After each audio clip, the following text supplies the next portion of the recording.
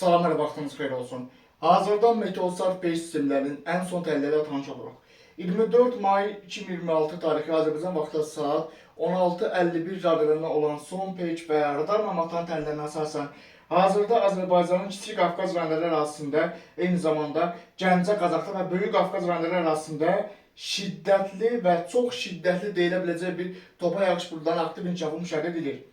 Proses nəticəsində Azərbaycanın yaxın saatlar ərzində də Qazax, Aksaval, Tovuz, Şəmkir, Gəncə, Mingəçevir, Göyçə, Goranboy və eyni zamanda Kiçik Qafqazın Daşkəsən, Gədəbəy, Kəlbəcər, Şuşa, Laçın, Xankəndi, Zəngəzur, Zəngilan, Böyük Qafqazın Balakən, Zaqatala, Şəki, Qax, Oğuz, Qəbələ, İsmail, Şamaxı, Xızı, Quba, Qusar, Xaçmaz.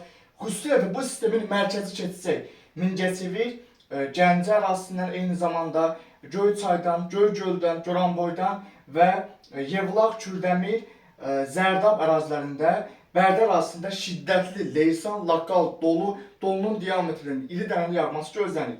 Yəni hazırda bu sistemin sağ qolu Azərbaycan ərazisindən keçir. Yəni sistemin mərkəzi Türkiyənin şərq rayonlarındadır. Sistemin sağ qolu hazırda faktiki olaraq 24 may 2026 tarixi Azərbaycan vaxtı saat 16:51 radələrində sistemin ekstratropik tipi siklon sisteminin sağ qolunun Azərbaycan ərazisindən keçməsi müşahidə edilir və bu sistemin yaxın saatlar ərzində tam olaraq ölkə ərazisində daxil olması və xüsusi ilə də Kiçik Qafqazda, Gəncə, Qazaxda, Böyük Qafqazda və mərkəzi alanda lokal, güclü və şiddətli, leysan, lokal dolu proseslər gözlənir, ildırım vurma riski də var. Eyni zamanda iri dənə dolu nəticəsində avtomobilləri və evlərin dam örtüklərinə ciddi ziyan dəyə bilər və bu proseslər xüsusilə də topa yağış buludlarının və şiddətli supersel buludların aktiv inkişafı nəticəsində güclü leysanla bərabər güclü şülələr, qəfil güclənən şülələr gözlənir. Çünki isti hava ani olaraq yüksəlir və Trabzon orta qatındakı soyuq havada böyük bir sürətlə aşağı doğru enəcək. Bu sistemin ana mərkəzi hazırda Gəncə, Qazax ərazisi, Kiçik Qafqaz rayonları, eyni zamanda yəni Xankəndi, Şuşa ərazisi, Gəncə, Qazax, Goranboy ərazisi,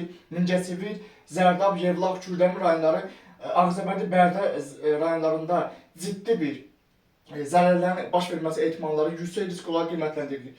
Bu sistemin mayın 25 günü birinci yarısında Bakı-Abşeron Sumqayıt arasında doğru daxil olması ehtimalları var. Bu barədə ən son təhlillər haqqında kanalda yenilənmiş məlumatlar yayınlanacaq.